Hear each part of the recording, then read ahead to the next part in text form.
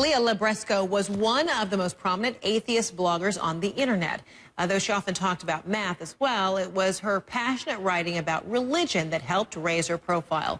So it was a surprise to many of her readers when she announced she was converting to Catholicism.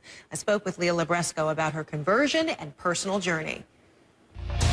One thing that kind of happened is I thought it was a lot more plausible, but not necessarily true. In the same way that I'm a big Harry Potter nerd and I can see how the whole world works and think about like the dynamics of that world without thinking it's true. That's kind of how I came to see Christianity, a really well thought out, interesting system that a lot of smart people had worked on, but I didn't think it was actually a true system. So before you kind of came to that conclusion, would you have considered yourself an atheist? Yes, and I considered myself an atheist while I thought it was coherent but false also.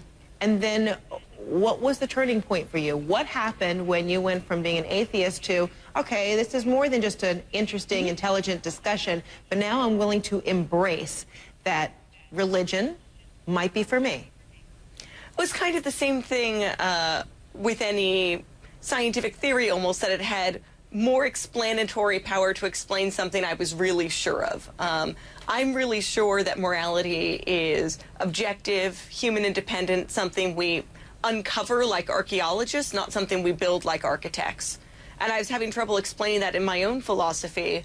And Christianity offered an explanation which I came to find compelling, especially because it had done other things that were good predictions or good moral teachings that surprised me, but then I came around to.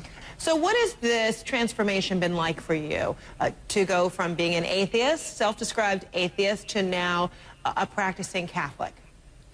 Well, it's nice to find a community here in D.C. I've scandalized some of my friends. Some of my friends think, I'm wrong now, but I'm less wrong than I was because they thought my old position was less intellectually defensible. So this is in some ways an improvement.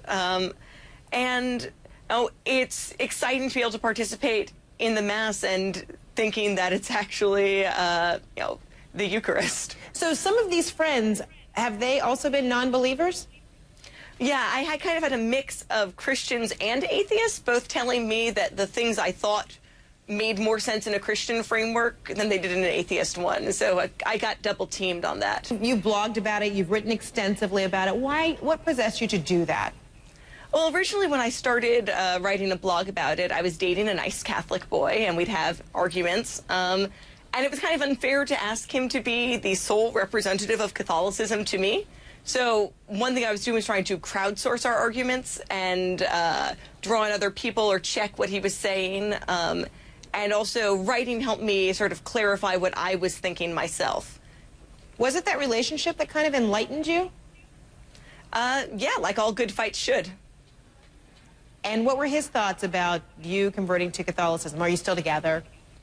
No, we're not, but obviously he's very pleased. How has Christianity, embracing it, becoming a Catholic, changed your life, and then speaking publicly about this personal journey? I think one thing that's kind of changed in my life for this is that it's easier for me to reach out to other people because what I want is their good, their moral development, their becoming what they ought to be in a way that before, when I thought of morality mainly as a set of rules for me, where it's my job to do good things, but it doesn't matter what the people I'm doing them for are like or how they live. All that matters is my own action, was a lot more closed off. Leah Libresco, thanks so much, and thanks so much for sharing your story, your personal journey, and personal evolution, and all the best. Thanks a lot.